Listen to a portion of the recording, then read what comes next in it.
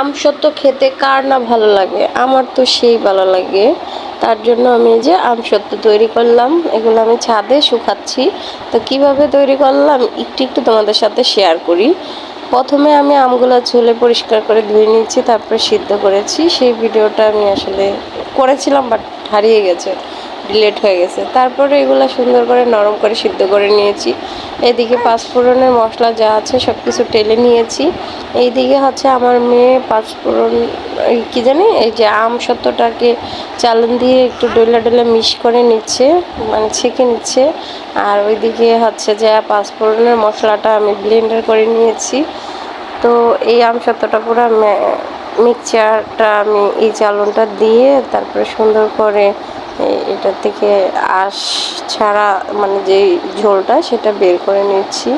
কারণ একটু আঁশ থাকলে, আমের আঁশ থাকে তো থাকলে একটু খেতে ভালো লাগে না। তারপর এখন দিয়ে দিব অনেকগুলো চিনি, অল্প অল্প করে প্রথমে মিশাচ্ছি। 1 চামচ 2 চামচ করে দিলাম, এখানে 3 চামচ অলরেডি দিয়েই দিছি, তাই না?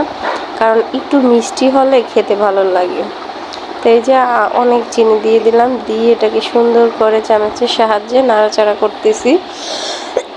নাড়াচাড়া করে দেখলাম না ভালোই মিষ্টি হয়ে গেছে। তারপরে দিয়ে দিলাম পাঁচফোড়নের মশলাটা, দিয়ে আবারও একটু নাড়াচাড়া করে আমরা এটাকে নিচ্ছি। তো এটা নাড়াচাড়া করা হয়ে গেছে, মনে হচ্ছে যে আরও মিষ্টির দরকার, মানে আমার ভাইয়ের বউ খেয়ে দেখে যে মিষ্টি কম হয়েছে, তা আরও চিনি দিয়ে দিলাম। তারপরে দিয়ে দিলাম একটুখানি লবণ স্বাদের জন্য। তারপরে সব কিছু মিশ্রণগুলো ভালোভাবে নাড়াচাড়া করে মিক্স করে নিলাম। এখন সরিষার তেল দিব হচ্ছে যে প্লেটে, এরকম প্লেট থাকলে প্লেটে, যাদের কুলা থাকে কুলাতে দেয়, যাদের বড় ট্রে থাকে ট্রেতে দেয়, বাট আমার যা আছে সামনে তা দিয়ে দিচ্ছি। তো এই যে সুন্দর করে সরিষার তেল দিয়ে নিলাম। এখন এগুলাকে আমি একটু করে এই যে করে নিব, ছড়ায় ছড়ায় নিব আমসত্ত্বের জন্য, বেশি ভারী করব না। তো এইভাবে সুন্দর করে একে একে আমি অনেকগুলা ট্রেতে কুলাতে মানে করে নিয়েছি। বাসায় যা আছে প্লেটে, কারণ আমার অত বড় বড় ট্রে নাই, এই জন্য যে ছোট ছোট প্লেটে দিয়ে দিলাম স্টিলের। আর হচ্ছে যে একটা কুলাতে দিলাম, একটা বড় ট্রেতে দিলাম, হয়ে গেছে আমার অলরেডি।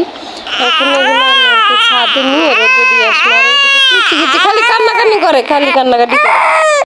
দেখতেই পাচ্ছ বন্ধুরা, আমি এটা রোদে দিয়ে দিচ্ছি। তো আমার এই আমসত্ত্বর ভিডিওটা তোমাদের ভালো লাগলে অবশ্যই আমার পেজটাকে ফলো দিয়ে একটা লাইক দিয়ে দিবে। সবাই ভালো থাকবে।